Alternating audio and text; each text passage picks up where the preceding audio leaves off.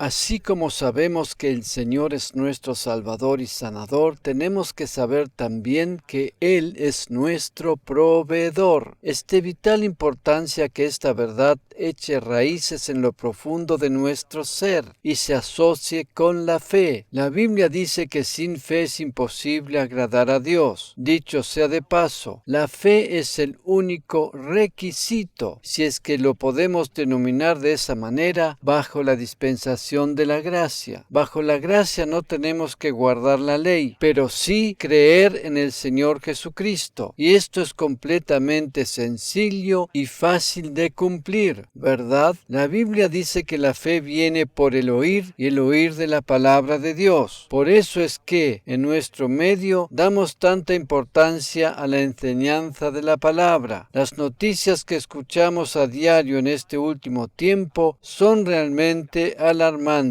La inflación, los precios del combustible, de la gasolina, los cuellos de botella en el suministro de los insumos, la escasez de gas, los aumentos de los tipos de interés y las fluctuaciones o cambios en el ritmo del desarrollo económico nos hablan de las malas perspectivas económicas que están condicionando actualmente el mercado mundial. El temor a una recesión o depresión de las actividades económicas en general es cada vez más generalizado y son muchos los que tienen una sensación de malestar ante el futuro. A pesar de las malas noticias que escuchamos diariamente y que no dejan de expresar una crítica realidad, nosotros como creyentes tenemos que elevar nuestra mirada hacia otro lugar. En lugar de fijar nuestros ojos en la crisis, los ponemos en Cristo, nuestro proveedor. Amén. En nuestra enseñanza anterior habíamos visto cómo José, en el Antiguo Testamento, gracias a la sabiduría divina, supo almacenar alimentos en tiempos de abundancia para que todo Egipto pudiera sobrevivir en tiempos de escasez. Él proveyó también para toda su familia que venía desde la tierra de Canaán a buscar alimentos a Egipto a causa de la escasez allí reinante. En Génesis capítulo 45 versículo 11 leemos en la versión Reina Valera actualizada 2015: allí proveeré para ti, pues todavía faltan 5 años de hambre, para que no perezcan de necesidad tú, tu casa y todo lo que tienes. Esta es parte del mensaje que José le hizo llegar a su familia cuando fueron recibidos en Egipto. De acuerdo a la tipología bíblica, José representa al Señor Jesucristo. Por tanto, nosotros los creyentes, quienes conformamos la familia divina, tenemos también un hermano mayor quien es nuestro proveedor en tiempos de necesidad. Así como en aquel tiempo hubo un José natural o humano quien proveyó para toda su familia en tiempos de hambruna, existe un José espiritual o celestial, nuestro Señor Jesucristo, quien provee para nosotros en tiempos de crisis y necesidad. Siempre hablamos del significado del dígito 5 de acuerdo a la numerología o gematría hebrea y sabemos que representa la gracia divina, ¿verdad? Este pasaje hace mención al número 5 dentro de un contexto de crisis y necesidad. En realidad, podríamos decir que, en este caso, esto no tiene nada que ver con la gracia divina, ¿verdad? Sin embargo, de acuerdo a mi punto de vista, yo veo que, aun a pesar del hambre y la escasez, Dios estaba mostrando su gracia y provisión. En medio de los tiempos de crisis que se avecinan, tenemos que poner nuestra mirada mucho más en la gracia divina que en la necesidad que nos rodea. La gracia divina siempre es mayor que cualquier necesidad. Es de vital importancia que aprendamos a poner nuestra atención en el lugar correcto. Yo pienso que no es casualidad que aquí se mencione el número 5. Este pasaje podría hablar de 3, 7 o incluso de 12 años de hambruna, pero según mi opinión personal, el hecho de que se refiere específicamente a 5 años de hambruna en relación a la provisión de José conlleva un mensaje espiritual para nosotros hoy. Independientemente de las crisis que estemos atravesando o que se avecinen, la gracia divina siempre nos habrá de conceder provisión. La gracia gracia divina está presente también en tiempos de crisis. Amén. En la enseñanza anterior habíamos hablado acerca de la provisión divina en relación a la palabra de Dios. Y hoy vamos a considerar el papel que juega el Espíritu Santo en cuanto a este tema. El Espíritu Divino es más sabio que nosotros y ve más allá de las circunstancias naturales. Por esa razón, Él nos proporciona la estrategia para superar los tiempos de crisis. En Hechos capítulo 11, versículos 27 al 30, leemos en la versión Reina Valera actualizada 2015. En aquellos días descendieron unos profetas de Jerusalén a Antioquía, y se levantó uno de ellos, que se llamaba Agabo, y dio a entender por el Espíritu que iba a ocurrir un gran hambre en toda la tierra habitada. Esto sucedió en tiempos de Claudio. Entonces los discípulos, cada uno conforme a lo que tenía,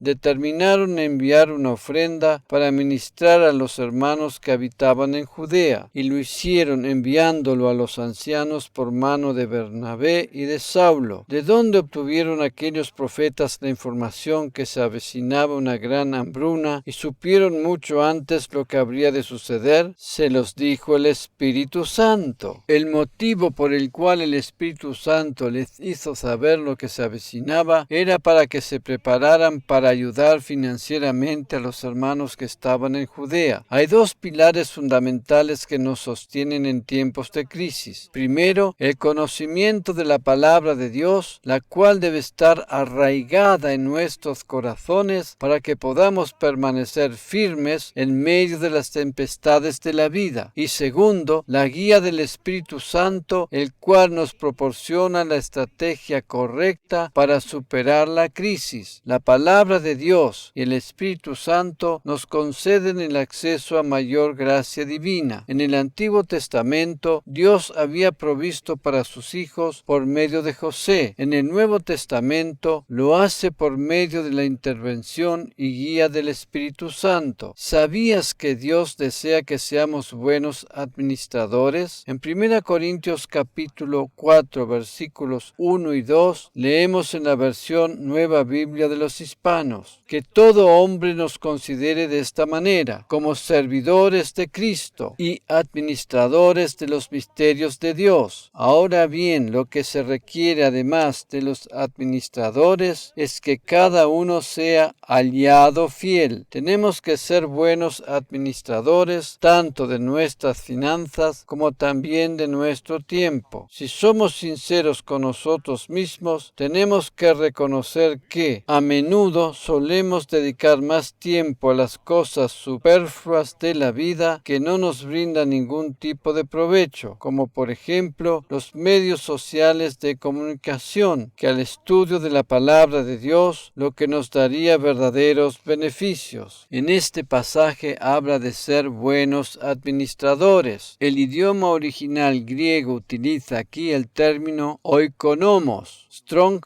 G 3623, de donde deriva la palabra economía en nuestro idioma, que tiene que ver con la administración eficaz y razonable de los bienes o posesiones que se le confían a una persona. Dicho sea de paso, el Nuevo Testamento utiliza también esta palabra para referirse a las diferentes dispensaciones o periodos de tiempo en que se divide la historia de la humanidad. En Efesios capítulo 3, versículo 2, leemos lo que dice el apóstol Pablo en relación a la dispensación de la gracia. Sin duda han oído de la administración de la gracia de Dios que me ha sido conferida en el beneficio de ustedes. Reina Valera actualizada 2015. A partir de la base que entendemos correctamente la división de los diferentes periodos de tiempo en distintas dispensaciones, ya estamos siendo buenos administradores. Y además, Dios desea enseñarnos a administrar correctamente todo lo que Él nos ha confiado, especialmente Especialmente en tiempos de crisis, Dios desea enseñarnos la manera en que funciona la economía divina, la cual es mucho más importante que la economía humana y terrenal. Las cosas terrenales son pasajeras, mientras que lo divino es eterno. En el Salmo 16, versículo 7 leemos: Bendeciré al Señor que me aconseja. En verdad, en las noches mi corazón me instruye. Biblia de las Américas. El Señor desea que seamos buenos administradores y su Espíritu Santo, quien mora dentro de nuestro corazón o Espíritu renacido, es nuestro mejor consejero. Amén. Cuando escuchamos su voz y su consejo, sabemos lo que tenemos que hacer en todas y cada una de las situaciones de nuestra vida, especialmente en tiempos de crisis, cuando no sabemos qué decisión tomar. Dado a que el Espíritu Santo es nuestro consejero, tenemos que saber cómo actúa en ese aspecto. En enseñanzas anteriores habíamos hablado acerca de los 9 dones espirituales que Él reparte a la Iglesia y que están detallados en 1 Corintios capítulo 12. Además de ellos hay otros 7 dones más que están descritos en Romanos capítulo 12, los cuales vamos a considerar en detalle en esta enseñanza. Te invito a ir conmigo a Romanos capítulo 12, versículos 6 al 8, para meditar en cada uno de estos dones de gracia que recibimos en forma totalmente inmerecida. De manera que tenemos dones que varían según la gracia que nos ha sido concedida. Si es de profecía, úsese conforme a la medida de la fe. Si es de servicio, en servir. El que enseña, úselo en la enseñanza. El que exhorta, en la exhortación. El que comparte, con liberalidad. El que preside, con diligencia. El que hace misericordia, con alegría. Reina Valera actualizada 2015. El Señor reparte dones entre sus hijos, y cada uno ha sido capacitado para una o más tareas específicas para beneficio de la Iglesia. Si bien todos pueden hacer algo para colaborar, hay quienes reciben unciones y capacidades especiales para determinadas tareas especiales. Por ejemplo, para la música, el trabajo con los niños o el servicio en general. Hay una diferencia muy grande entre la persona que hace una cierta tarea para cumplir con una necesidad o aquella que tiene el don otorgado por Dios para ello. En el caso de la enseñanza es más delicado todavía, pues no cualquiera puede ponerse al frente de la congregación para enseñar, sino solo aquellos que tienen el don de la enseñanza. Entre estos dones también está el de la exhortación, el cual lamentablemente muchas veces se ha mal interpretado. Este don tiene que ver más que nada con dar palabras de aliento, ánimo y consolación, además de otros aspectos muy interesantes a los que me voy a referir en detalle más adelante. Hay quienes tienen el don de compartir, dar o ayudar financieramente, como lo expresan otras traducciones, y a estos se les aconseja que lo hagan en forma generosa. Luego encontramos el don de presidir o de liderazgo, para dirigir o pastorear la congregación. Toda persona que esté al frente de una iglesia tiene que tener el don de liderazgo concedido por Dios. Si una persona se considera capacitada para estar en una posición de liderazgo, pero no puede conducir apropiadamente su propia vida y sus finanzas, ¿cómo podrá estar al frente de una iglesia o liderar algún ministerio dentro de ella? Otro don muy importante en esta lista es el de la misericordia, el cual, según el consejo del apóstol Pablo, debe ser llevado a cabo con alegría. Hay personas que tienen un corazón lleno de misericordia para con las personas mayores o con los enfermos. Estas son las personas que tienen el don puesto por Dios para ministrar la gracia del Señor, no solo dentro de la iglesia, sino también en los hogares de ancianos, los hospitales e incluso en las cárceles. Como acabamos de ver, este pasaje habla específicamente de 7 dones del Espíritu Santo, los cuales se complementan con los 9 de 1 Corintios 12. Vamos a considerar una vez más el pasaje de Romanos 12 de acuerdo a una traducción más clara todavía. Leemos de la versión Nueva Biblia al Día. A cada persona Dios le ha concedido en su bondad el don de realizar cierta tarea. Así que si Dios te ha dado el don de profetizar, ejercítalo de acuerdo con la proporción de la fe que posees. Si tienes el don de servir a los demás, sirve también. Si eres maestro, sé un buen maestro. Si tienes el don de animar a otros, anímalos. Si Dios te ha puesto para ayudar a los necesitados, hazlo generosamente. Si Dios te ha concedido ser líder, dirige con mucha dedicación. Si tienes el don de mostrar compasión, hazlo con alegría. Habiendo hecho un panorama general de todos ellos, voy a referirme ahora específicamente al don de dar o ayudar financieramente. Aquí no se refiere a las ofrendas que cada uno de nosotros damos en forma general, sino más bien a un don especial otorgado por el Espíritu Santo para colaborar financieramente en forma específica y puntual para el sostenimiento de la iglesia. Esa es la manera en que Dios provee para la iglesia. Según mi opinión personal y de acuerdo a lo que percibí de parte del Señor mientras estudiaba este pasaje, hay una relación muy directa entre el don de dar con el don de exhortación. El don de dar, compartir o ayudar del que habla este pasaje se refiere específicamente a las finanzas y tiene que ver con los aportes que cada uno de nosotros damos en nuestra iglesia local. Podríamos hablar también de las donaciones en forma general. Cada persona debería tener un corazón dadivoso y generoso para apoyar y sostener la obra del Señor. En la Biblia hay varios ejemplos acerca de esto. Vamos a considerar un par de pasajes. En Gálatas capítulo 6, versículo 6, leemos en la versión Nueva Biblia al Día: los que estudian la palabra de Dios deben ayudar económicamente a sus maestros. El apóstol Pablo aconseja aquí que toda persona que recibe enseñanza de la palabra en una iglesia local debería apoyar también con sus finanzas. Pablo les aconsejó esto también a los creyentes de la iglesia en Corinto. En 1 Corintios capítulo 9, versículos 7 al 11, leemos en la misma versión, o sea, en la versión Nueva Biblia al Día: ¿qué soldado tiene que sostenerse a sí mismo mientras sirve en el ejército? ¿A qué agricultor se priva del derecho de comer de lo que ha cosechado? ¿A qué pastor de ovejas no se le permite tomar de la leche del rebaño? Y no crean que solo desde un punto de vista humano digo esto. La ley de Dios lo afirma también. En efecto, la ley que Dios dio a Moisés dice: no se debe poner bozal al buey para evitar que coma del trigo que está trillando. ¿Creen que Dios tenía en mente solo a los bueyes cuando dijo esto? ¿No estaría pensando también en nosotros? Claro que sí. A los que aran y trillan deben permitírseles alentar la esperanza de recibir parte de la cosecha. Nosotros hemos plantado la semilla espiritual en ustedes. ¿Será demasiado pedir que a cambio recibamos de ustedes el sustento material? Los pastores de una iglesia tienen el derecho de hablar acerca del soporte financiero que les corresponde por enseñar la palabra. Es algo recíproco. Ellos alimentan con la palabra a los creyentes y estos le retribuyen con aportes financieros. Dicho de otra manera, el pastor comparte lo espiritual con los creyentes y estos comparten lo material con él para que él pueda dedicarse de lleno a esa tarea. Esto no es un invento o capricho mío, sino que la Biblia habla muy claramente de ello. Otra traducción expresa las palabras de Pablo en el versículo 11 de la siguiente manera: si nosotros hemos sembrado cosas espirituales para ustedes, ¿será gran cosa si de ustedes cosechamos bienes materiales? Reina Valera actualizada 2015. Como podemos observar, este pasaje habla claramente de sostén económico. Este es el principio divino para el funcionamiento de la iglesia. Él nos provee los bienes materiales para que nosotros podamos ser de bendición, proveyendo generosamente para el sostenimiento de su obra. La provisión viene primeramente de Él para que nosotros podamos proveer para su reino. Estos dos pasajes que acabamos de considerar tienen que ver con donaciones en general. Además de esto que atañe a todos y cada uno de los creyentes, el pasaje de Romanos 12 se refiere a un don específico y particular para ayudar con aportes aportes económicos y solo hay ciertas personas que poseen este don. Alguno puede pensar, ¡qué alivio saber eso! ¿Verdad? ¿Por qué razón solo algunos son los que reciben este don? En Lucas capítulo 8, versículo 1 al 3 encontramos la respuesta. Aconteció después que él, o sea Jesús, andaba de ciudad en ciudad y de aldea en aldea predicando y anunciando el evangelio del reino de Dios. Los 12 iban con él, y también algunas mujeres que habían sido sanadas de espíritus malignos y de enfermedades. María llamada Magdalena, de la cual habían salido 7 demonios.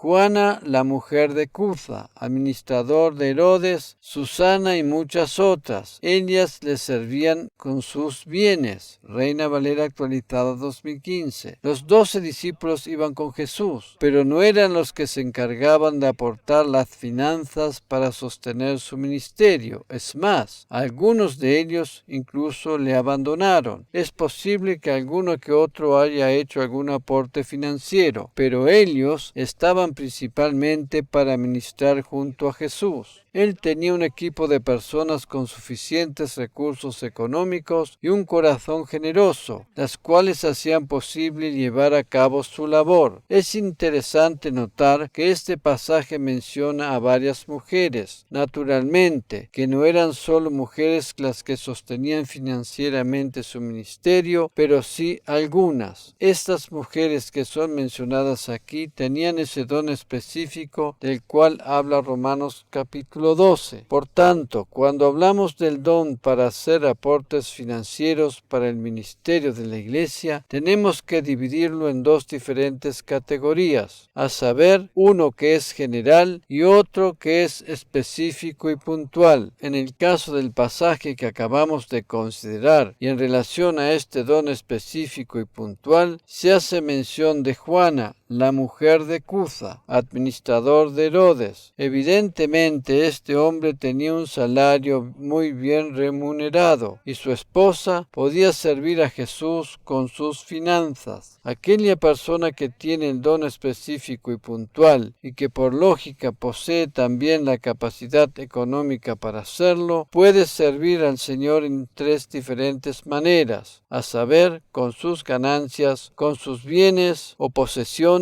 y con su legado. Ahora ya no estamos hablando de ofrendas en general, sino de cantidades mayores de dinero. Aquellos que poseen ese don son generalmente personas de negocios, empresarios o los que tienen una capacidad económica que va más allá de un simple salario mensual, ni que hablar de aquellos que dejan un legado. Cualquiera de ellos debe recibir la guía específica del Espíritu Santo. La Biblia dice que es más bienaventurado dar que recibir, y todos somos bendecidos cuando damos, ¿verdad? Así todo, aquellos que más dan, más bendición reciben por el simple hecho de que a mayor siembra, tanto mayor habrá de ser la cosecha. En el caso de aquella persona que deja un legado, éste habrá de producir mucho fruto más allá después de su muerte, pues aunque esa persona no esté más sobre la tierra, sigue presente en la memoria de las siguientes generaciones. Como habíamos dicho anteriormente, este don de dar, del que habla el pasaje de Romanos 12, es un don específico y puntual que no todos poseen. Algunos poseen otros dones y uno se complementa con el otro. Dios lo ha querido así justamente para que la Iglesia funcione como un cuerpo. Por medio del don de dar, este don específico y puntual del cual estamos hablando, el Señor sostiene a su Iglesia especialmente en tiempos de crisis. Permítanme hablar un poco más acerca del término exhortar que menciona este pasaje en el versículo 8 y que de acuerdo a mi opinión personal tiene estrecha relación con el don de dar. La palabra que en español se traduce como exhortar es el término griego parakaleo. Strong G 3870, y de acuerdo al diccionario bíblico Strong en español significa llamar cerca, invitar, convocar, presentar, alentar, animar, confortar, exhortar, etc. Al menudo al escuchar el término exhortar lo asociamos de inmediato con reprensión o amonestación. Sin embargo, este no es su sentido cabal. De acuerdo al diccionario de la Real Academia Española, el término exhortar significa incitar, estimular o sugerir a alguien con palabras para que haga o deje de hacer algo. Lamentablemente, esta palabra ha sido siempre utilizada para regañar o reprender a alguien con un dedo acusador por alguna cosa que haya hecho mal. Este no es el sentido de esa palabra, y mucho menos dentro de este contexto. Como habíamos visto anteriormente, uno de los significados principales del término griego es convocar, el cual, de acuerdo al diccionario de la Real Academia Española, significa anunciar o hacer público algo para que pueda participar quien esté interesado. Y aquí está precisamente la estrecha relación que yo encuentro entre el don de exhortar o convocar y el don de dar en esta lista de Romanos 12. En cada iglesia local tendría que estar activo ese don, y en el mejor de los casos, en su pastor o alguien de liderazgo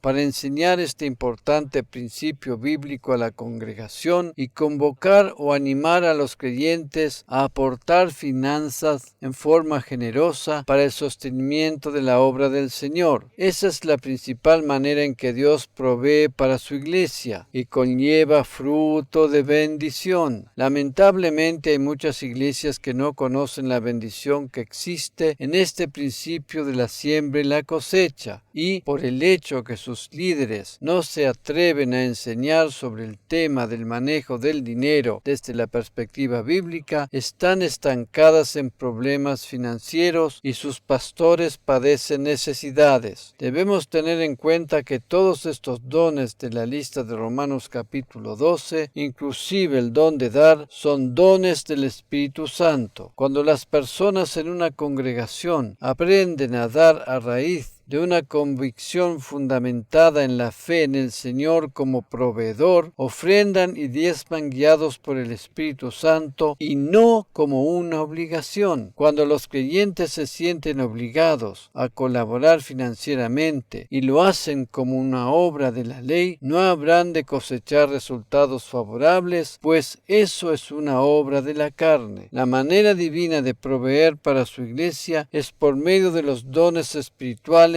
y estos determinan el acceso a más gracia divina en tiempos de crisis. En Lucas capítulo 6, versículo 38, leemos las palabras de Jesús acerca del tema de las finanzas. Den y se les dará, medida buena, apretada, sacudida y rebosante, se les dará en su regazo, porque con la medida con que miden se les volverá a medir. Reina Valera actualizada 2015. Cuando es el Espíritu Santo el que nos impulsa a dar por medio de sus dones, ya sea en forma general o específica y puntual, la iglesia habrá de tener provisión suficiente y cada uno de los creyentes habrá de recoger sus frutos en abundancia. La Nueva Traducción Viviente lo expresa de la siguiente manera: den y recibirán, lo que den a otros les será devuelto por completo, apretado, sacudido para que haya lugar para más, desbordante y derramado sobre el regazo. La cantidad que den determinará la cantidad que recibirán a cambio. El Espíritu Santo impulsa a las personas a ser dadivosas y se encarga también que cada dádiva les sea abundantemente retribuida. Esa es la manera en que funciona el reino de Dios. Aquellos que son dadivosos jamás habrán de perder. Por el contrario, son personas bendecidas, satisfechas y felices. La Biblia dice que Dios ama al dador alegre. Él es quien se encarga de retribuir en abundancia, es fiel a sus promesas. Amén.